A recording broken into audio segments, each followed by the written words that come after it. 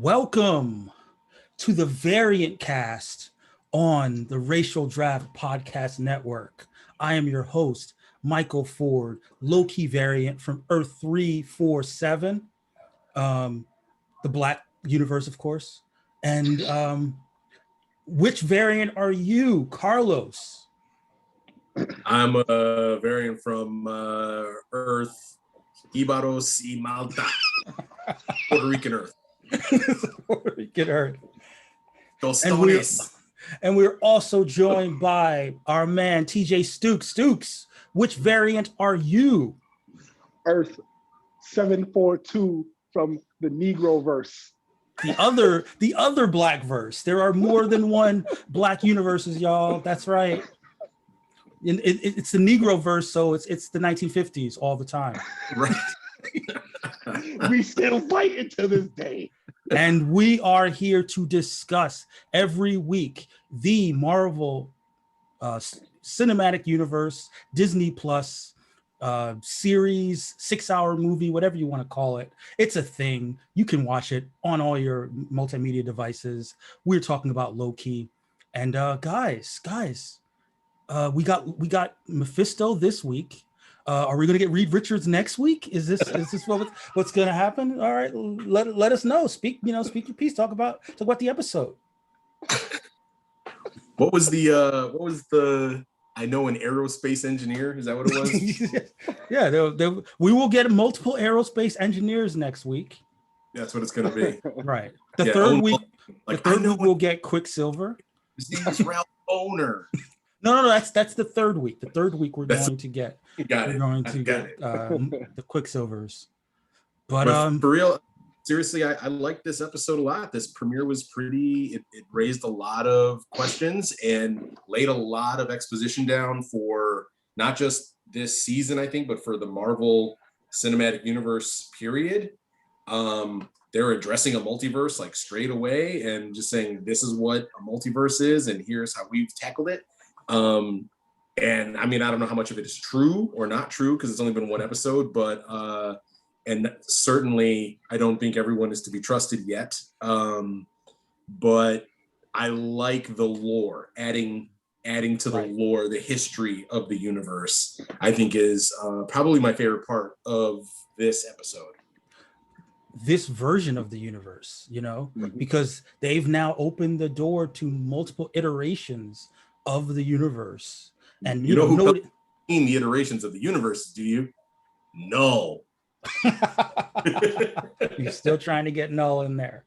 But as noted multiverse hater, I was pleasantly surprised to see that in the first 5 minutes they killed more people than Thanos by just eradicating an entire timeline. They say Marvel has no stakes. We're about to give you all the stakes. Omaha steaks. Stukes, talk to us about steaks. The blood of the cow, man. No, because I think this episode laid down the groundwork for a lot, not just one or two MCU projects, maybe like 4 or 5. Yeah. And I say this series and the Eternals are probably the most important out of Phase 4, like literally, because we're seeing how the multiverse is coming together and how it affects everything around everybody, around all the characters. So, I was yes, we finally got Mephisto. I was like, no, we didn't get Mephisto. For me, the Disney Plus rule is don't say Mephisto or mutants until they're like, hi, my name is Mephisto, and I'm also a mutant. Like, okay, both things. Yes. You know what it was? You know what? Because I'm like, why would you show the devil, then say that I'm not scared of the devil's scared of us? Like, specifically, why would you say that? If it's not that. But that was just me. To fuck with us? Have we not learned yet that their job is to get us talking?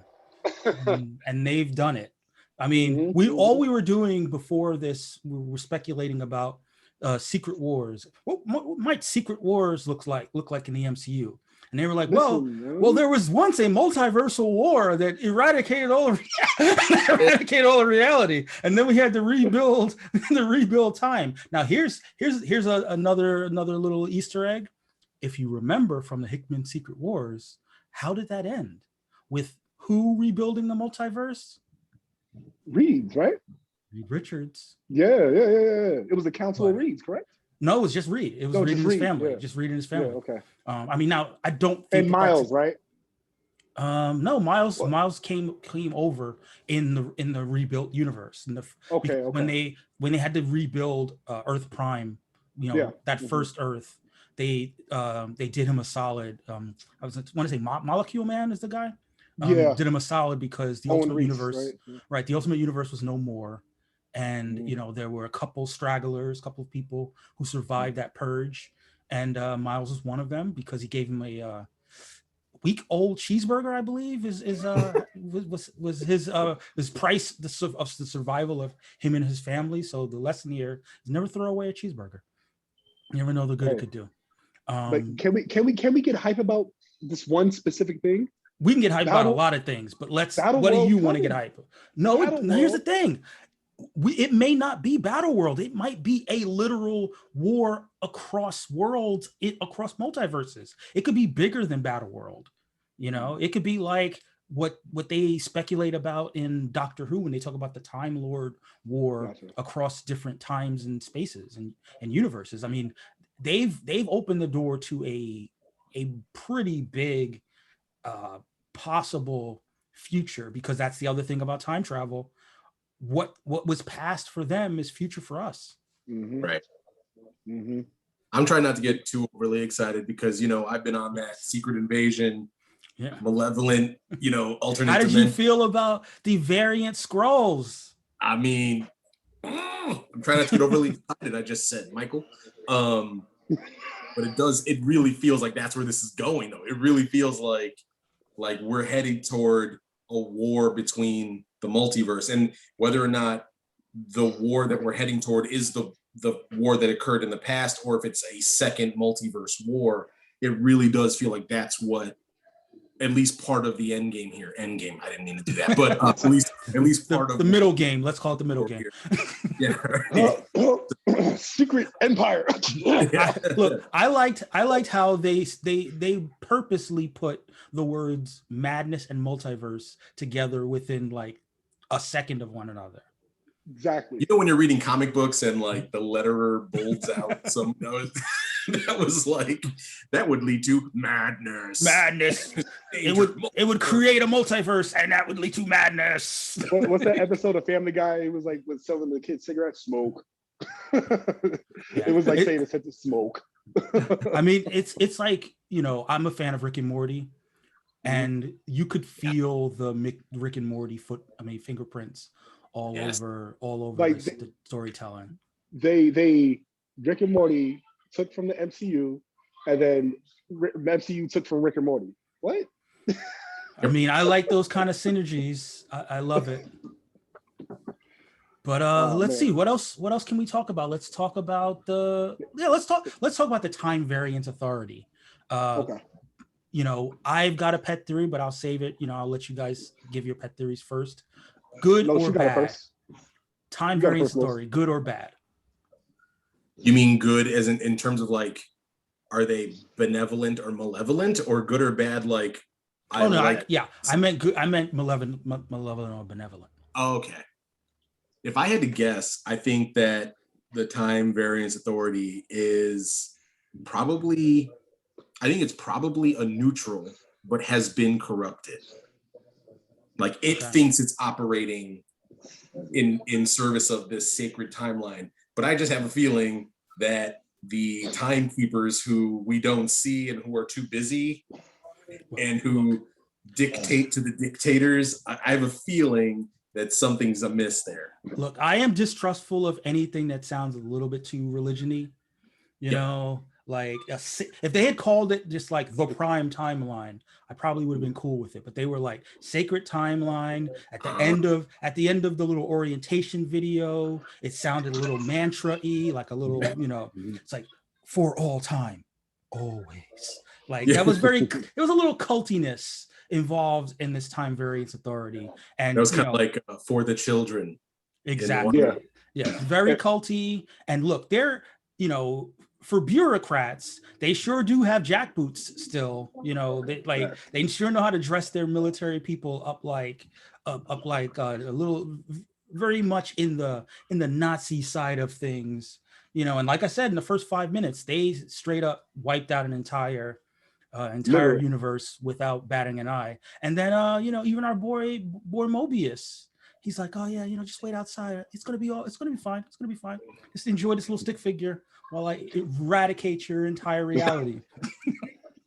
Like my thoughts is I think the TVA, you can't trust them. The thing is like protect and serve by any means necessary. Oh, for sure. And I say that Mobius is the guy who, like, how long I've been working for these guys, but I just don't agree with them, and I feel that Loki, he's in over his head. I think he realized that very early.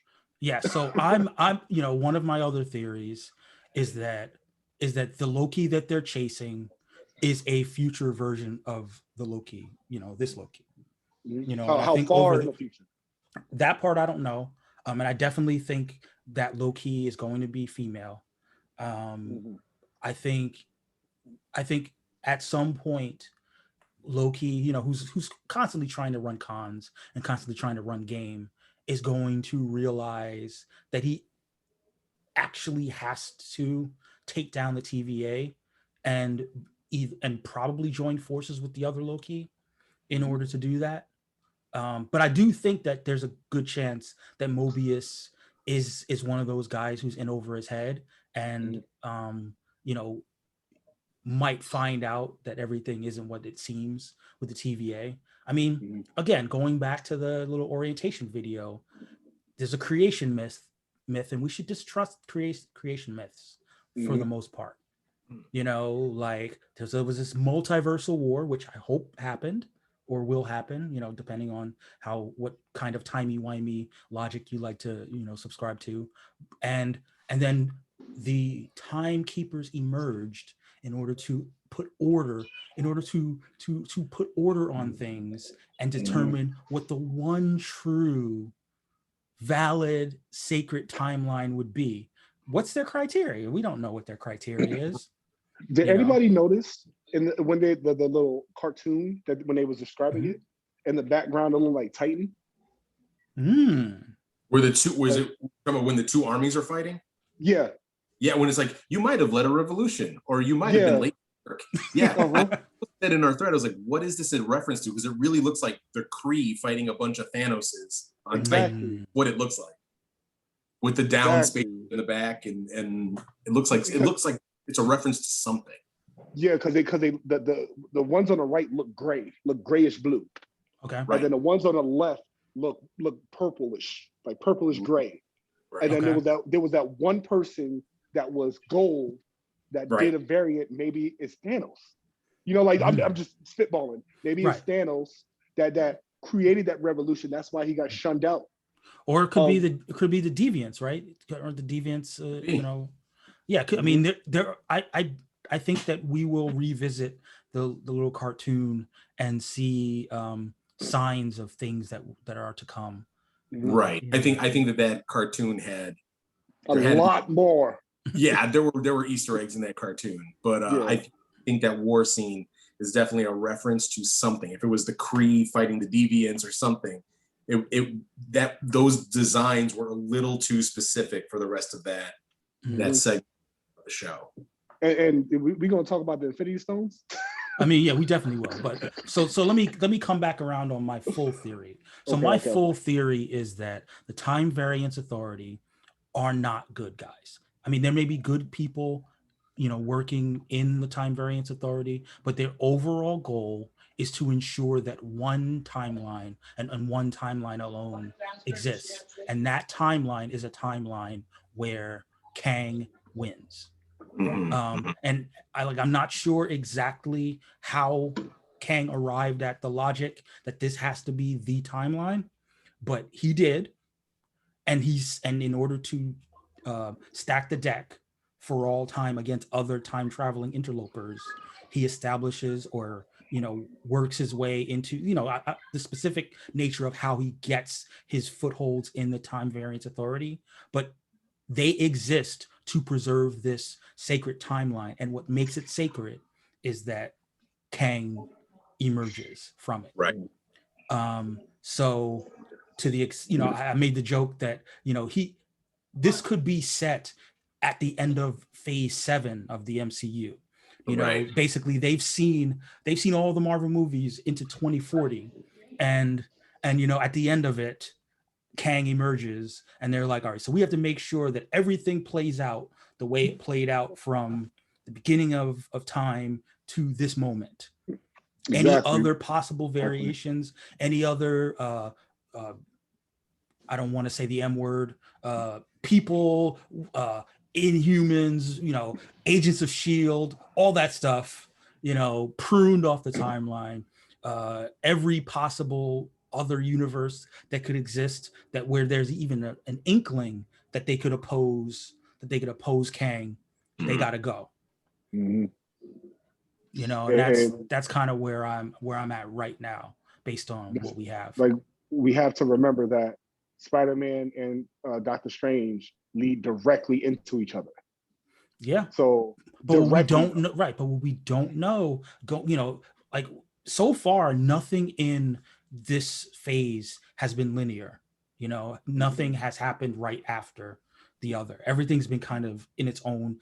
Again, like how time travel works, where everything is happening in its own time, and then eventually it's supposed to make sense. So, for all we know, this multiverse stuff that will happen in Doctor Strange, and I mean, it could be the consequence of this, or it could be the precursor to this. We won't know until we see it, and we see like the connective tissue. Whether something that gets referenced here ends up popping up in Multiverse of Madness or in Spider-Man, then we'll be able to kind of backfit it and figure out what caused what. But one of the cool things and the uncool things about time travel, I mean, you get it all the time if you watch a lot of Doctor Who, is that causality is all over the place. You might think that one thing is causing the other, and then you find out it's the consequence of something, that hasn't happened yet. Right. Yeah, I like that theory. I do, and especially, I mean, doing the deep dive again on that animated segment, one of those timekeepers looks a hell of a lot like Kang, and so it's not. I don't think it's out of the realm of possibility that this is all in service of Kang the Conqueror. And I mean, all 3 timekeepers might be versions of Kang for all we know. That's a good point. So I think that I like that theory a lot, and I think that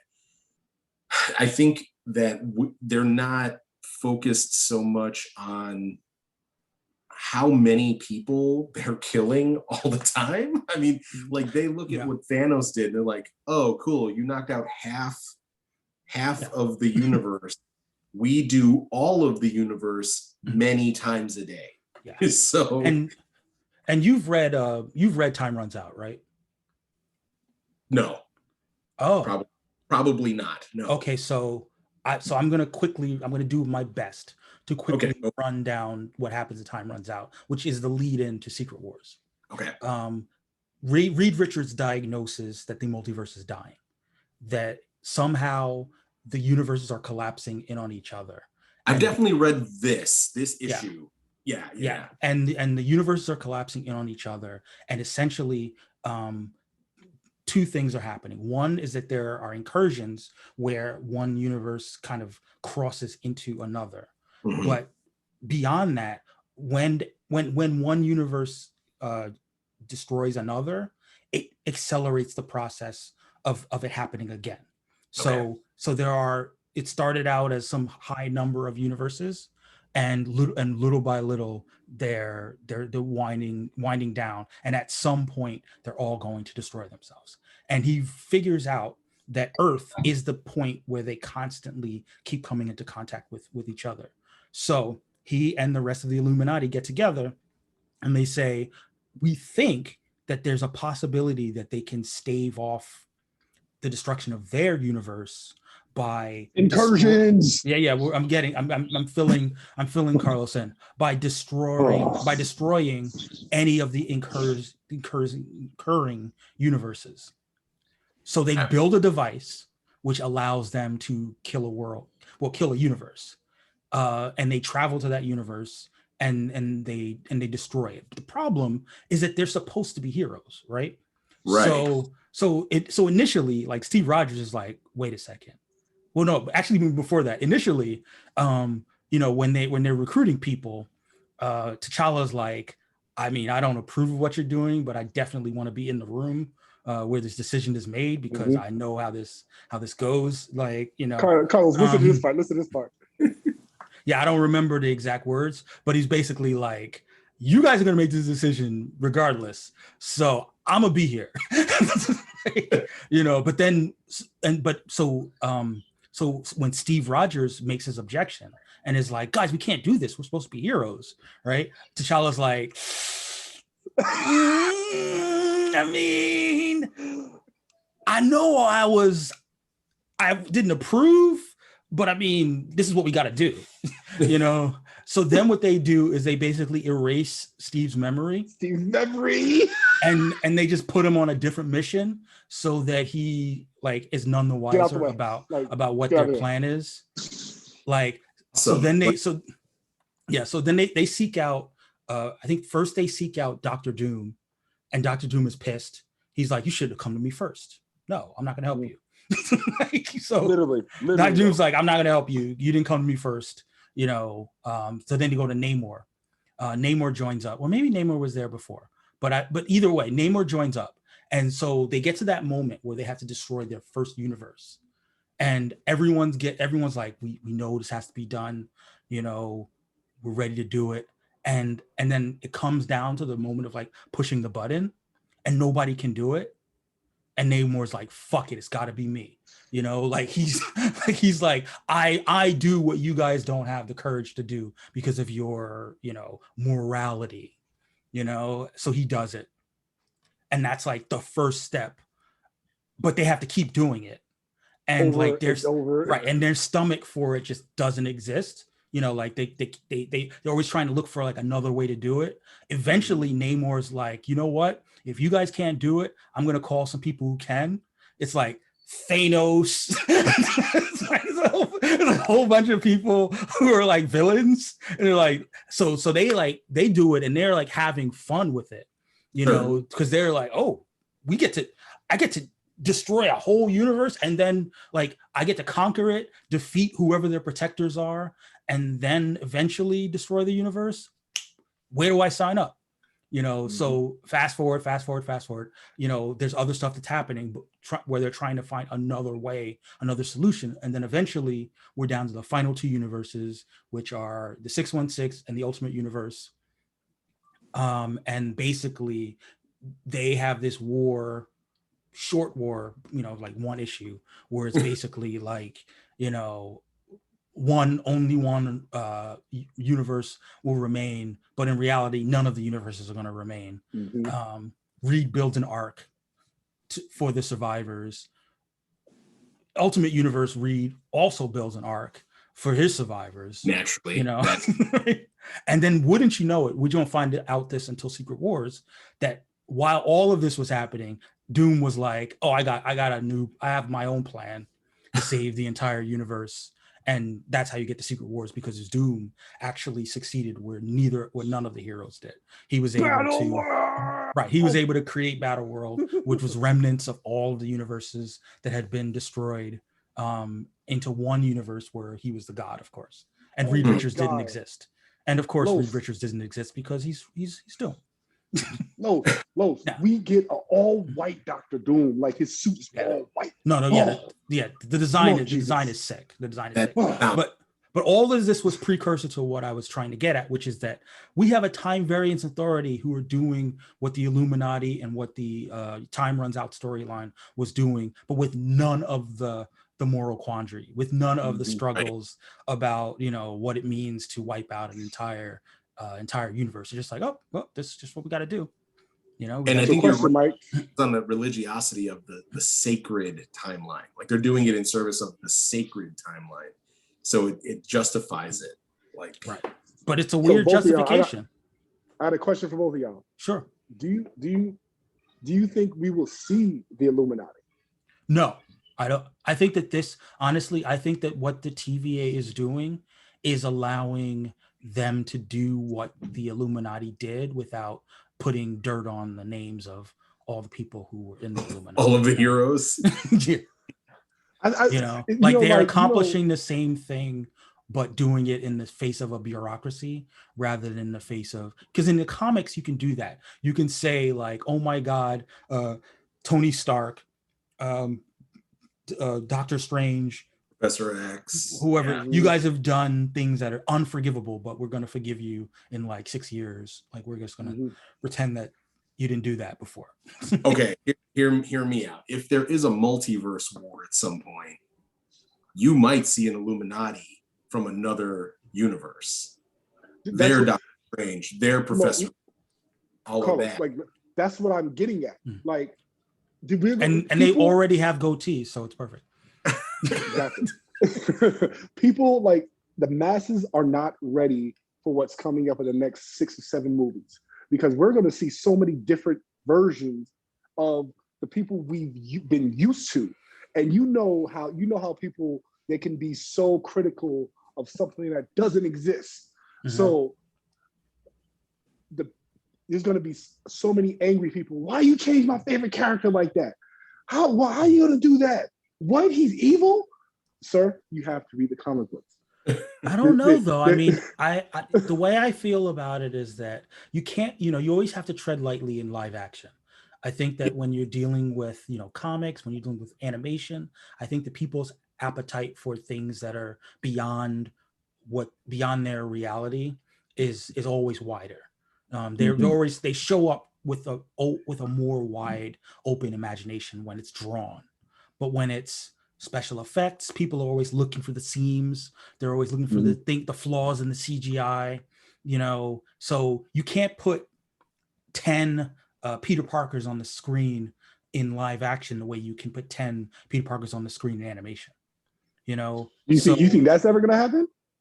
I mean, maybe way down the line, but not. I don't think in the near future. I think we have to sort of build up to the idea, of seeing multiple versions of all of our heroes. Like basically, imagine the end game portals scene, right? Like that took 10 years to get to the portal scene. Yeah. It probably takes another 10 years to get to one side of the portal scene against another side of the portal scene. That makes a lot of fucking sense. What I'm thinking. It's like, imagine if Endgame happened at the end of phase 1. We wouldn't be invested. It would have been too soon. Yeah. So I think that like you can build up, like Stooks, you said 6 or 7 movies. I'm thinking more like 16 movies. Like, wow. I mean, it took 22 movies to get to Endgame? That's true. Yeah. We'll throw in count the Disney Plus seasons as like their own movie. Right. I think it's going to take another 16 to 20 units of Marvel to get to something where if you saw two dimensions fighting against each other, you're invested a little bit on both sides, whatever. Yeah. I think the villain, the antagonists are compelling. All of that, it's going to take a long time to build to. And this episode of television did a lot, I think, to build that out. If they wanted to go that, route, right? I Secret, you know how we've got Secret Invasion, which everybody knows is a Skrull story, and we've got Secret isn't a Skrull story. It's a different thing altogether. Personally, I think it's going to be Secret Invasion leading to a secret war. That is what we know from the comics necessarily. It's they're playing a cover. It's not quite the same thing. And I think that's what it's building to, but I'm talking 3-4 phases down the line, we're going to get that big multiverse cataclysm. I mean, like the thing is, we have to realize, right? We're getting so much Marvel content than we ever even imagined in the last 10 years. Because we used to get 3-4 movies in a year. And that's it. Now we're getting 5 movies in 1 year. And 5 series. On top of that, 5 series. Like, right. You know what I mean? Like, how much world building, that's what I was getting at. Like, how many years, like, they can reduce the years, you know, but by making us fair, that's fair. They could get there faster. You're right. They could, but I do think that, you know, I mean, the other thing I was gonna jump in with is that I think that to the extent that, you know, we try not to say the M word on this podcast, but to the extent that people want there to be mutants, I think that it probably makes sense. If you're gonna do crazy multiverse stuff, it probably makes sense to just have your giant multiverse war, which, you know, is cataclysmic and destroys reality as we know it. And then when you rebuild it in a world that has mutants, rather than try to seed mutants in a world which is also building to a multiverse. You know, I think that they've already announced that they're doing the Fantastic Four. So the Fantastic Four is on the table. And the Fantastic Four probably has a better entree into this kind of multiversal storytelling than the mutants do. You know, you could say that Reed Richards was playing around with a multiverse device, and he and his family got pulled into another universe. Like, you can do that easily, and then you know, now they're back. You know, it's like we've seen all these different universes. We've seen this multiversal war play out, and now we're here to, you know, to help our Earth survive the multiversal wars. You know, the Secret Wars, as it were. You know, like I could see that actually transitioning quite nicely. You know, Fantastic Four is the way that we first say the words the Secret War, you know, the Secret Wars, and everyone's like, I get it. You know, we were asking ourselves where Reed Richards was. He was out over in these other universes, you know, fighting in the Secret Wars, and now he's here trying to save us.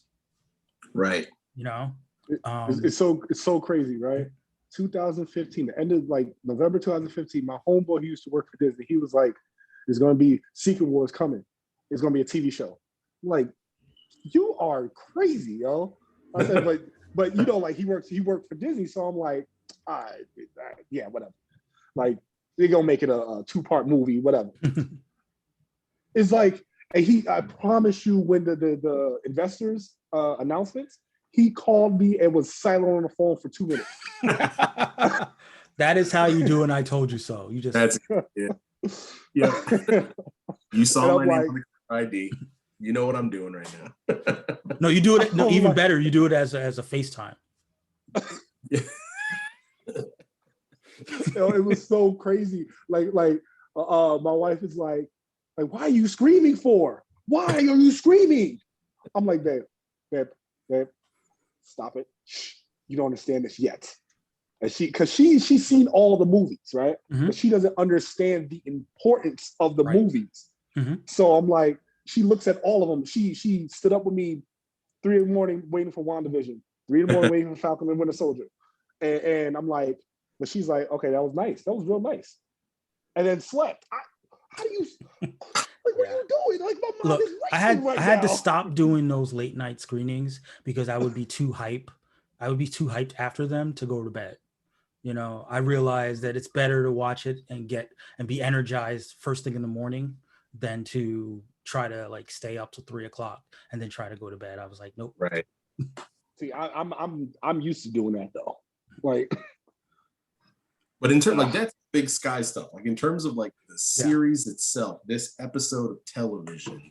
Yeah, I was about to pull it back. I was about to say, you know, let's go back down to sort of like surface level and talk about some of the performances. I personally think that you know, kudos to Owen Wilson. Yes. You know, I never wanted Owen Wilson in the MCU. I'm not a huge fan of him as an actor. Okay. But I mean, I don't dislike him, but I never thought to myself, there's a role in MCU that's perfect for him. But you know what? I think he did the thing, and I think his chemistry with Tom Hiddleston, you know, was I mean, Yeah. like it was like a combination of interrogation and therapy. Yeah. And it worked for me. He's a better therapist than than this Falcon and Winter Soldier. Therapist. Come together. Come on. For sure. Yeah. She was so bad at her job, people thought she was Mephisto. or a sprite. You know what's one thing about that, like his Morbius that I noticed? Mobius, sorry. Mobius, he didn't say, wow. No, listen. Look, here's what's happening. I'm going to tell you right now. I'm going to tell you exactly what's happening. We're not getting a wow until episode 5. Either episode 5 or the end of episode 4. But I think episode 5, there's going to be some crazy revelation. And then he's going to be like, wow. Like, that is happening. Like, I'm just letting you know when it's revealed, like either it's gonna be like the Kang revelation, or it's gonna be the Loki baby kid Loki. But either way, episode 5 is where we're gonna get our Mobius. Wow. That's hilarious. I'm hoping for some like Texas, as many Texas drawl kind of words. Kind of the vernacular, like the calling someone a wildcat or something like the Owen Wilson is. Listen, wildcat. Yeah, he's a real wildcat. This one, wow. Listen, Lily Flower. Have you seen Midnight in Paris? I have not. It's Tom Hiddleston and Owen Wilson. Okay. And I mean, really? People, but Tom Hiddleston, Owen Wilson, actually, the dude, the villain from the first Ant-Man. What is that actor's name? I can't think of it. He plays Corey Stoll.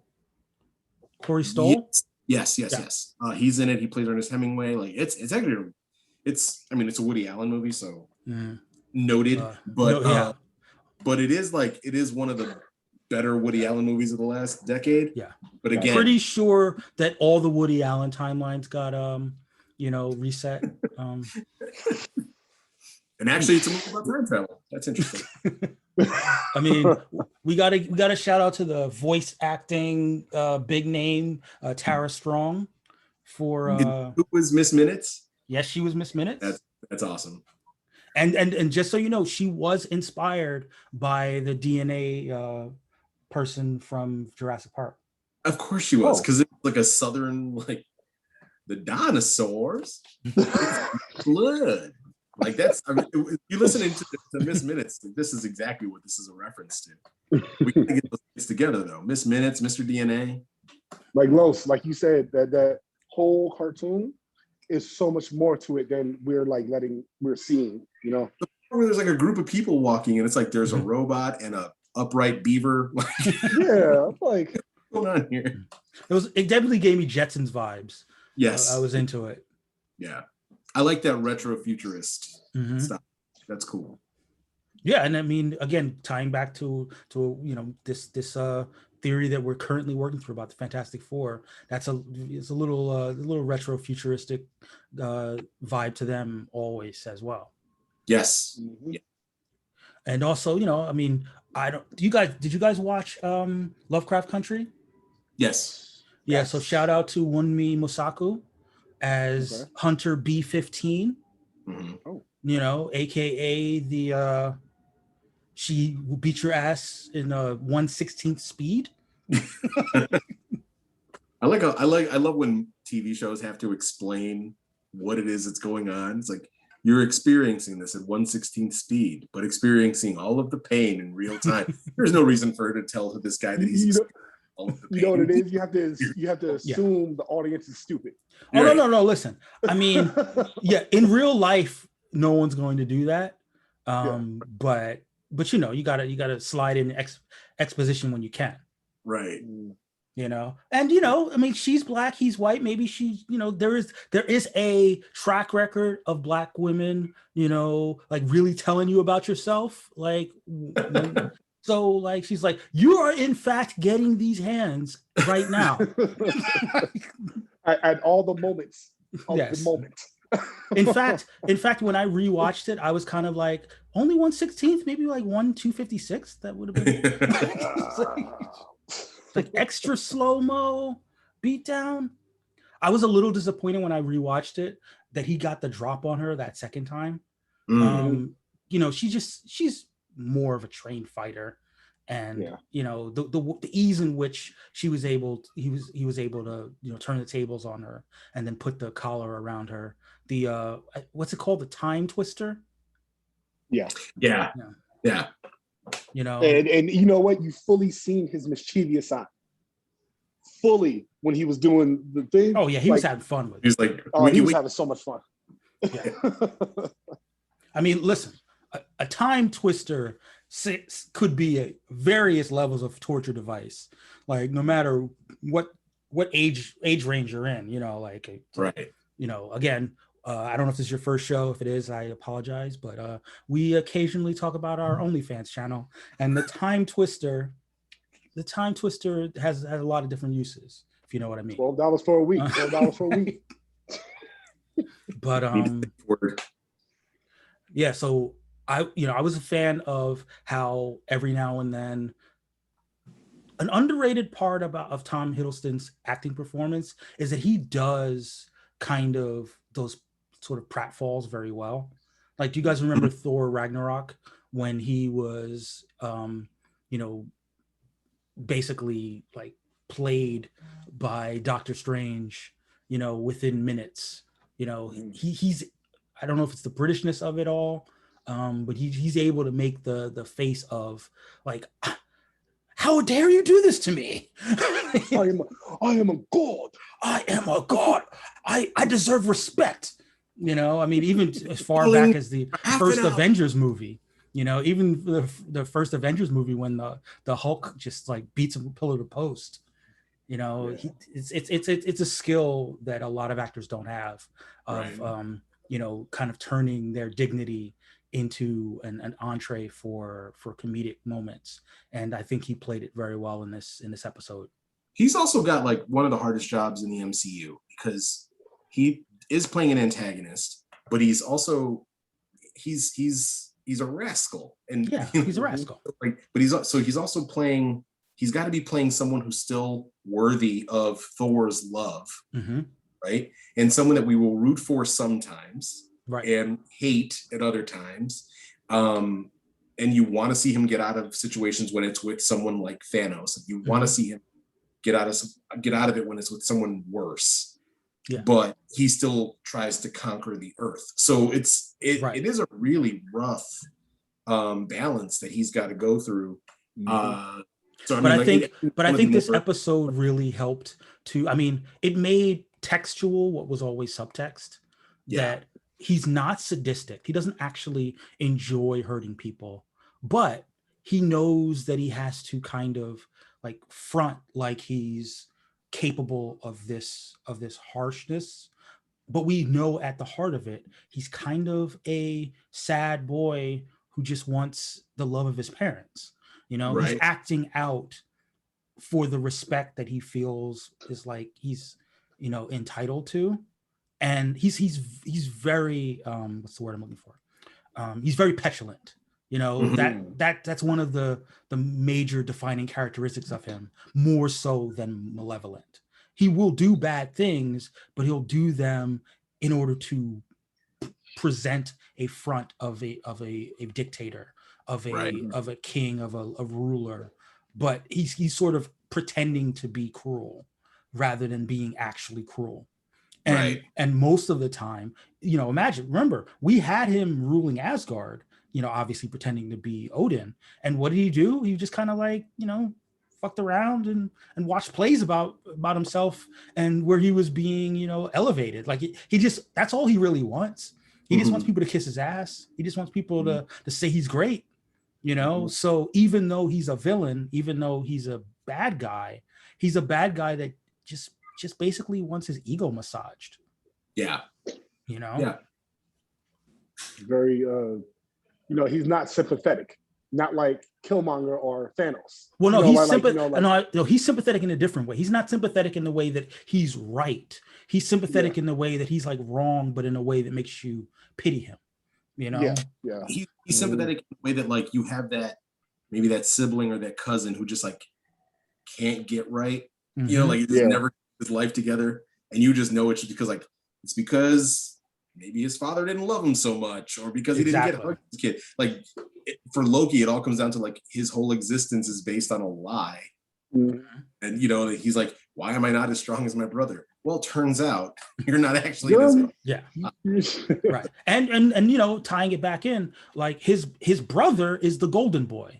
You know, so a lot of us can relate to the idea of this is little brother syndrome of like, you know, my big brother was promised everything. He's not necessarily the greatest guy either, but he's going to get everything promised to him. He's got the family name. He's the person that's going to get the. I don't know if you guys watch Succession. Yes. Yes. He's the Kieran Hines. Kieran, what's his name again? Kieran Culkin. He's the Kieran Culkin character. Oh, okay, Like he's that guy in Succession. You know, he's very much the same kind of role where it's like he's the screw up, but it's also he's trying to get his father's love because he's not the one who was supposed to inherit the throne. Right, and Odin is very clear about. I mean, like actually to reference in like another Owen Wilson movie, he's Royal Tenenbaum. He's like, this is my adopted son, Loki. Right. Although when you remember in the first Thor movie, he didn't say he was adopted. He had to find out he was adopted. Right. So, you know, like there's a certain psychology of a child who's not the, you know, birth child finding out that ultimately, you know, all of their fears about not being loved as much, you know, can be validated by the fact that they're not the birth child. Exactly. I remember in the first Thor, Loki wasn't bad. He just hated being in the shadow of Thor. Yeah. Well, he went bad because of that. Because of that. Yeah. That's the only reason why. Like he went over the edge because of that. And Loki, I feel like, and Loki's loved too by the people, by the real world people, you know, like people love his character, like the actor. Oh, you mean? Like, you mean real. here? You mean like real? That's what you meant in the real universe. world. Yeah, no, but I think it's world. because they did the work. I think when they, for all people's dislike of the two Thor movies, I think that they got the characters. They still got the characters right. They still were pitch perfect in terms of the dynamic between Loki and Thor, and never really truly violating the precepts of what makes them believable, what makes especially Loki believable as someone who can be a scoundrel but still be sympathetic. You know, that when it comes down to it, they're still brothers. As operatic as those first two the Thor films are, they never reach like Star Wars level opera where it's like, now you are my sworn enemy. It's always like, you're my brother, come home. Right. You know, Mom will be so mad, but you'll be okay. Like, you know, it never gets like as high as the stakes get somehow. The familial interpersonal, you know, never get too high. But I think one of the things that works, right, is that these are gods, you know? Right. So like it over the course of millennia, all grudges can kind of be forgiven. Right. You know, it's like, oh man, I didn't talk to Thor for 100 years, you know, because of that last thing that he did. But like we're cool now, you know, like it operates on a like a different level of morality as long as they're still in Asgard, as long as there's still the Thor and Loki dynamic. But you know, one of the reasons why I think the arc had to end by Infinity War was that Asgard was gone, the status quo had changed, and now this was a new environment for Thor and Loki, and you know, it was ultimately the end of both of their arcs, but they found a way to kind of reset Loki's arc through this show. And I'm very curious to see where they go in this reset for Loki, whether it's still with Tom Hiddleston or it's with some of the other rumored actors that are going to be playing variants of Loki. Stooks, do you have thoughts about potential Loki variants that we could see that we probably did see at the end of this episode, right? I think that the female Loki they're going to be in conjunction. Tom Hiddleston. Yeah. And I think they're going to be so are you with together. me that the Loki that we saw at the end was the female Loki? Absolutely. Okay. Because like I said, I think that the TVA is presented as protagonist, but there's always a reason why he does what he does.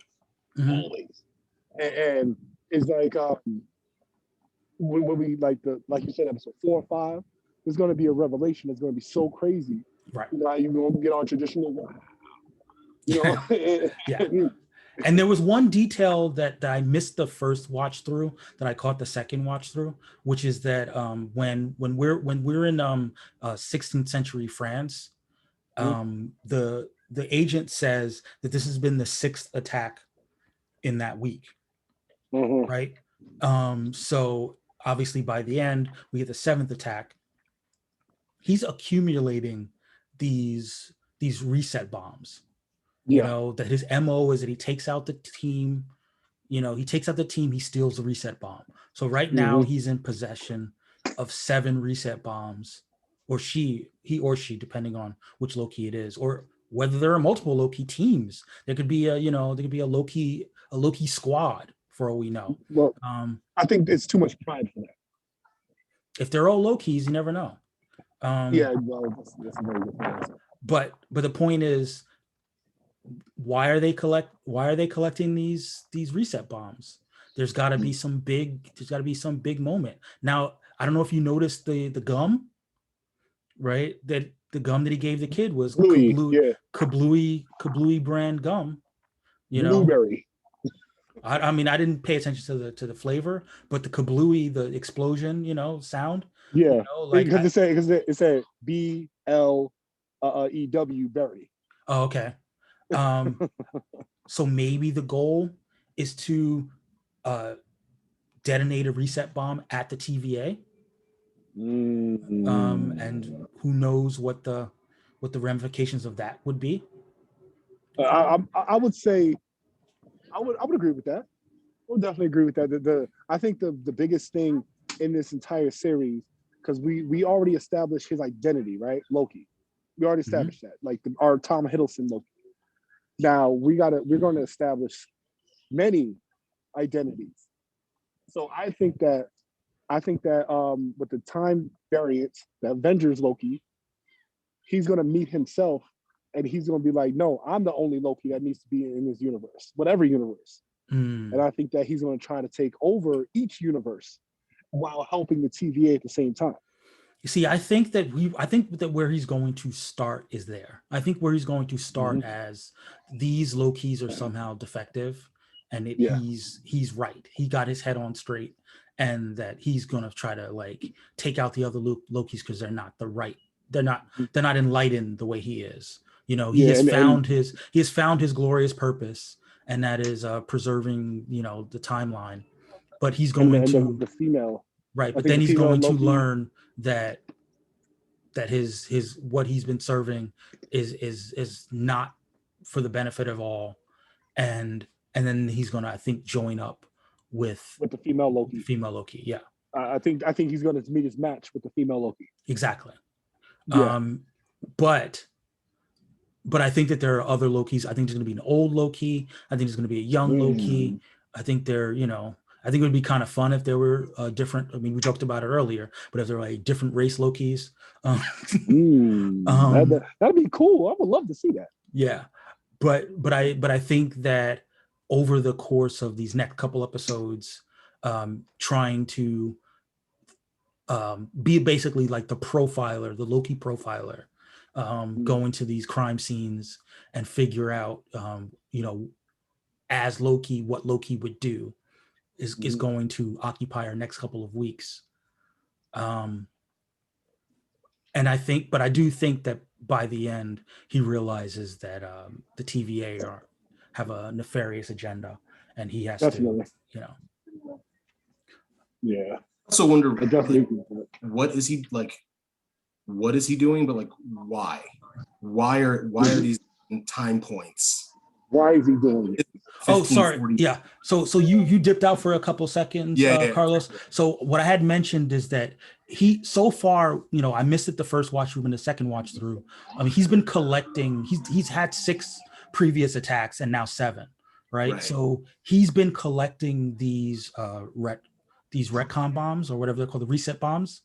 Okay. So he's in possession of 7 of them right now, or he or she, depending on, or whether it's a team of Lokis. The bottom line is that not only is Loki taking out the team, but he's snatching up the reset bombs. So he's building up an arsenal of these reset bombs, and I think he's eventually going to attack the TVA with the reset bombs, with the goal of taking them out and unleashing whatever is meant to be unleashed with no TVA. Interesting. Okay. So I think that's the plan so far, as I've been able to divine it. But, you know. But I mean, they're bringing the retcon bombs to the points where he is, or whatever Loki, she, it, they, however many there are, puppy Loki and Loki that's a teacup head, according to the TVA cartoon. Loki is going to different points and murdering people, and then the TVA is showing up. So this is just traps across time? Yeah, I think he's setting traps. Yeah, okay. Because I don't think he's necessarily murdering people. I think he's just making a fuss, making sort of like creating enough of an anomaly that the TVA shows up, and then ambushing them and taking them out and stealing their bombs. Interesting. I mean, because ultimately he knows that they're still going to eventually eradicate that timeline, but he's grabbing a timeline eradicating bomb on his way out. Right. Interesting. And it feels like the goal is to take out the TVA, but maybe it's more of a structure than that. Maybe it has to be certain order of different timelines that go. I don't know that part. I still need more episodes to figure out, but he's definitely building an arsenal. Maybe he's attempting to stop the collapsing of the multiverse by ending that moment where it happens, thus remaking all of time. Yeah, I mean, it could be that too, right? I mean, it could just be that Loki wants there to be a multiverse. Right. In his vision. Yeah. If these Lokis are somehow from a multiverse, like they're remnants of a multiverse, and they're like, we just want our multiverse back. Mm-hmm. I want my universe back. I was this close to controlling the universe that I from, and then it got destroyed. Or even better, think about it like this. So like if Loki wants a purpose, right? Like what's the same way we talked about how like eradicating a timeline is like killing trillions of people, like rebuilding the multiverse is, I can't even do the high level numbers of what it would mean to create millions of worlds, right? That each all have trillions of people on it. Right. That Loki would be the biggest hero in the history of heroes if he were able to liberate the multiverse from the yoke of the TVA. And to go back to what you said, Mike, that's all he wants. Right. Yep. Yeah, I mean, there is that moment where he watches his life play out, and he laughs. Oh, that was crazy. The idea of that he even thought he had a grand purpose that he was bestowed with. That he is what was the word he is burdened with grand purpose, and then basically glorious purpose. Glorious purpose, and he's leveled by the TVA, where like your purpose is to lose Your so purpose is to make other people find exactly their heroism. yeah, you bring out the best in other people by antagonizing them, essentially. Right. And but if that's what he's looking for is glorious purpose, I mean, what better than what's more to glorious? than bring back the multiverse. Right. So it very well may be that that's what eventually brings our protagonist Loki to the side of the other Lokis. That all you've been trying to do is wipe out universes, but I'm trying to rebuild the entire multiverse. Right. Yeah. I mean, because just one more little droplet just to get him on the other side. There's actually a universe where you're the hero. Right.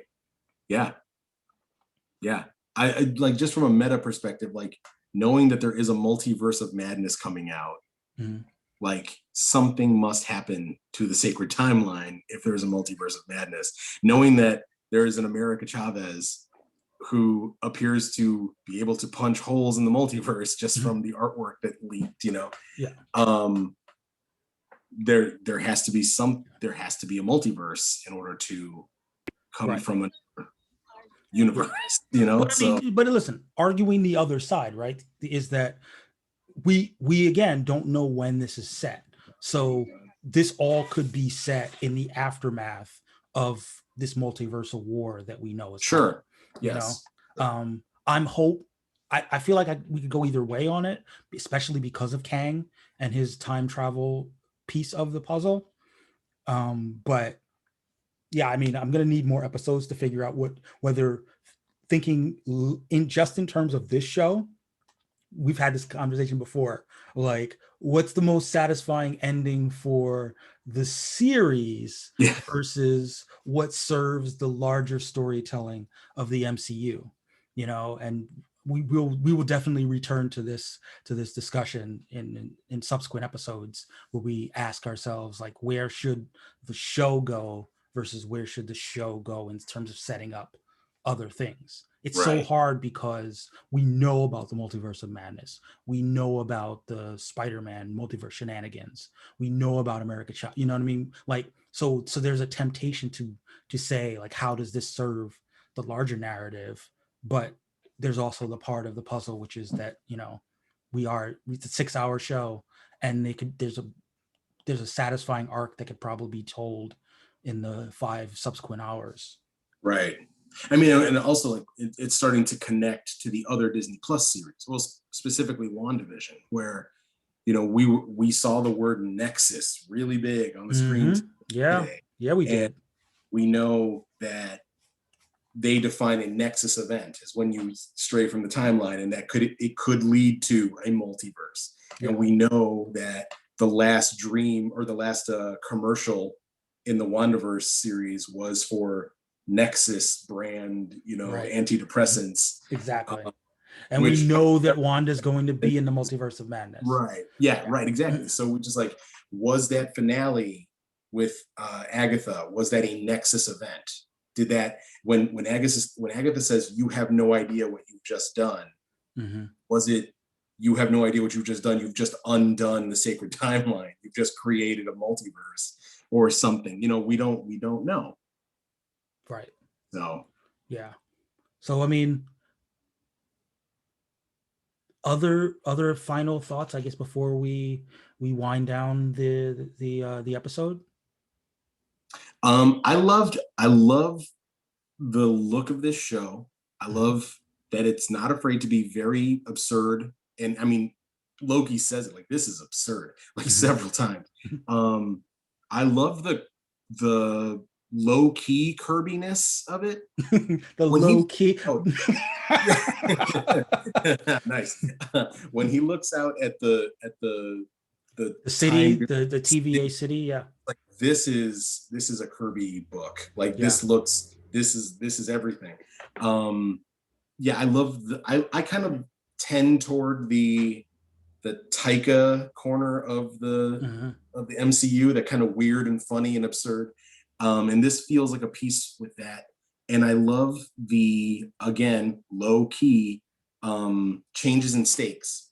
We've now seen like Infinity Wars ain't shit on this, you know, to these people. And it's like Infinity Stones, I'm sorry, aren't anything to these people. So like everything we have just known were the most powerful artifacts. We've got a drawer full of your MacGuffins. Right, exactly. And your so, MacGuffins are paperweights.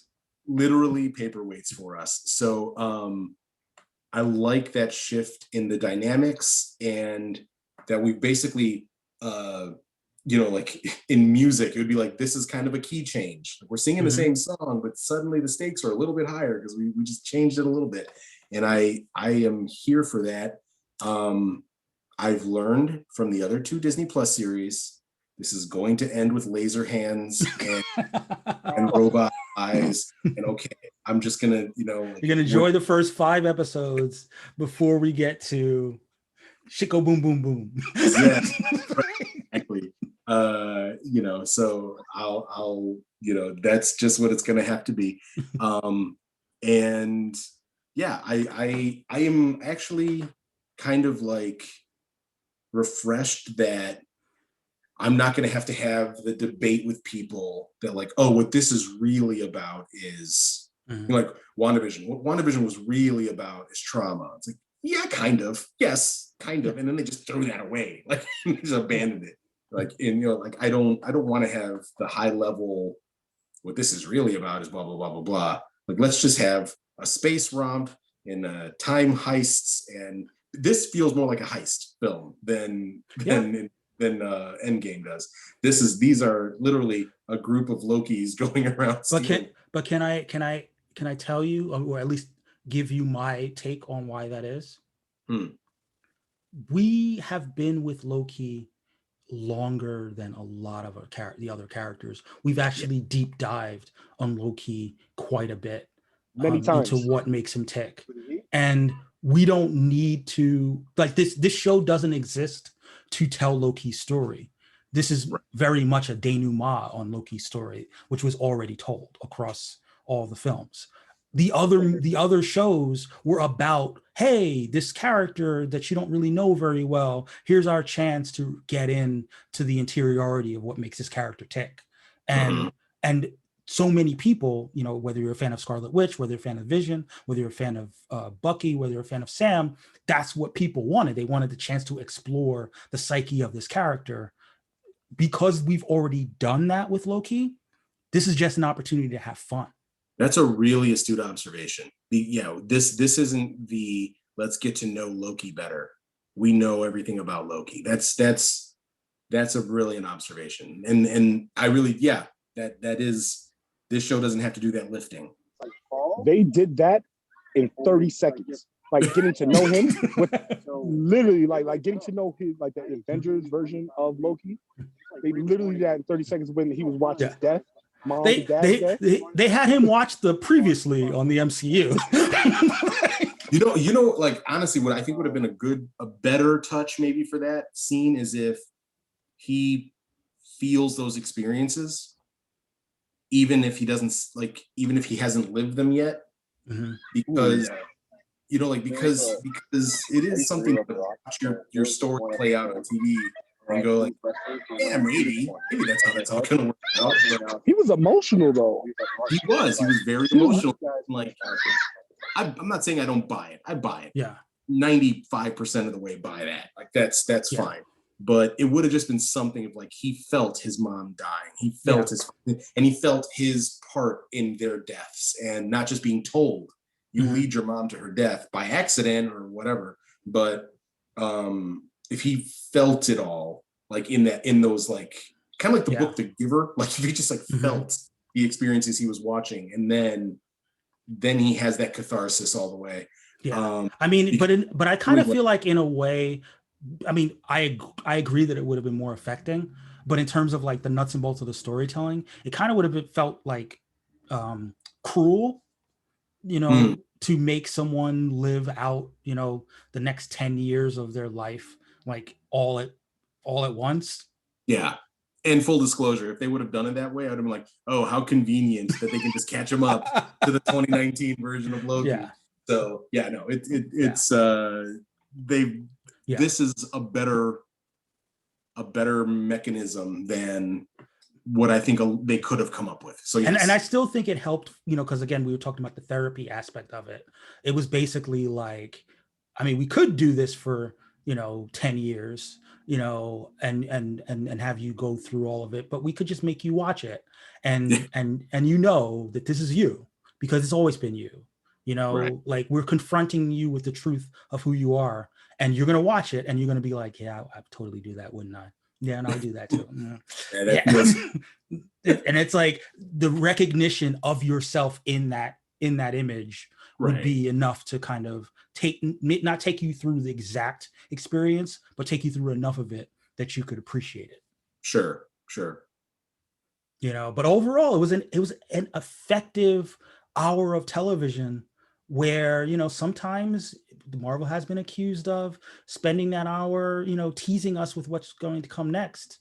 I thought that even while they did that, even while they exposition dumped the hell out of us, even while they, teased us, tantalized us with what's to come, they really delivered an effectively acted, effectively, emotionally grounded hour of television. And if this is what's to come, big, great things for the show.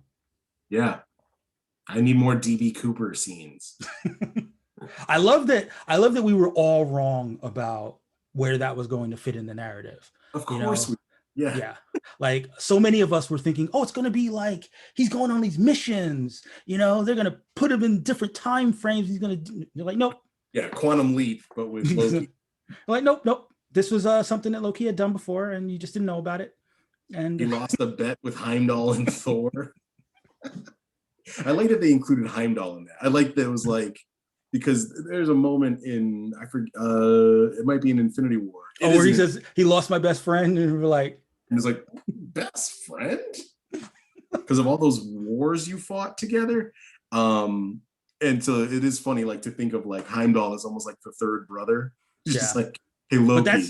But that's 3 for 3 in terms of our white heroes having black best friends. Like, don't think I'm not noticing it, Hey now, Falcon. Yeah, he's the black best friend. But he fared better than Battlestar and yes. Oh, right. Yes. I mean, look, we're like, if you lose your black best friend, that's not great. Hey, that's 4. Heimdall, Rhodey, Battlestar, Redshirt, and Sam. Wait, and look, Carol Danvers and her and Maria Rambeau. I mean, that's questionable. Friend, wife, we don't know. We're still working. We're still working through that. Like, yeah. Yeah. So next, we're gonna find out that Black Widow and Okoye struck up a really strong friendship over the course of that. Bucky's best friend. I love it. The MCU, where multiracial friendships abound.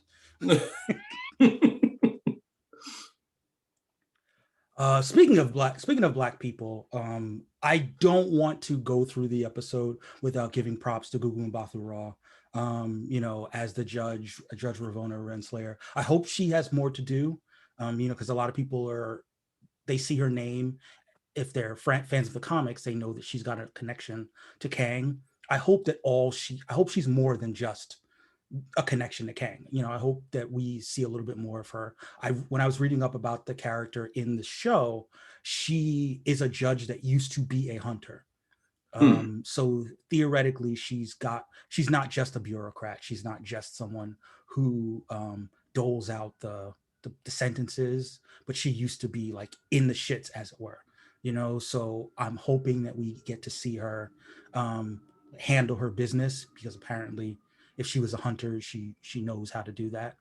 And you got an amazing actress for it too. Yeah. I mean, I love her. I love her. I wish all the great things for her in all the franchises. So I remember she had that show.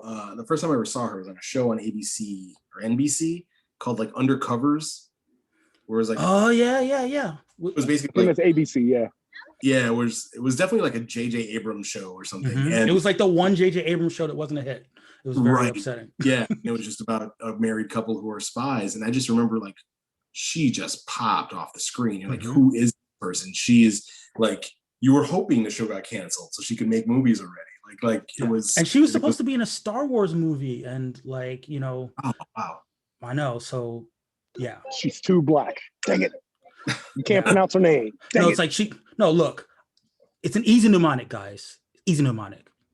Ooh, Gugu and Bathu Raw. Yeah, Gugu and Bathu Raw. It's very easy. it's super easy to remember, guys. It would be like her if she was a wrestler. That's the music. Exactly.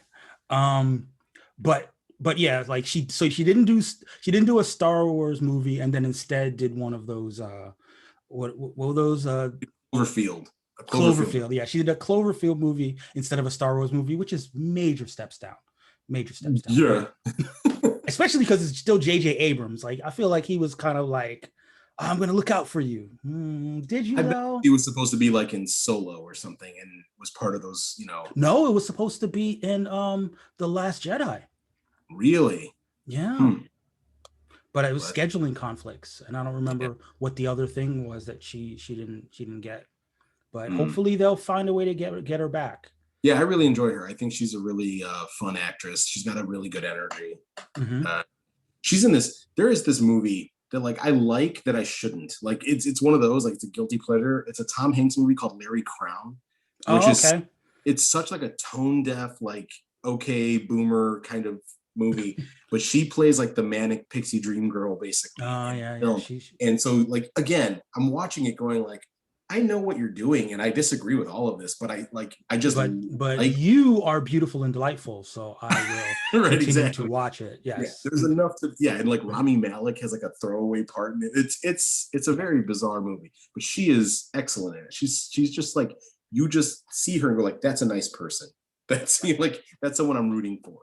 Exactly. So I hope I hope you're right. I hope she does get to do stuff, and I'm honestly I'm kind of hoping for the heel turn. I am hoping that she's like stifling Mobius at every corner, and then you realize it's not because she's looking out for him, it's because she's outright the villain. Right. Yeah. I wouldn't be mad at it because it would definitely mean we're going to see another stuff. Yeah. Agreed. Yeah. So fingers crossed that we're going to get more Ravonna Renslayer, and you know, more Gugu and Bathu Raw on our screens is never something to complain about. Not at all. So I guess that's where we should leave it. Unless you have any other final thoughts, TJ? I mean, Stooks? Thank you for that. I appreciate it. Lana, you got any thoughts on Loki?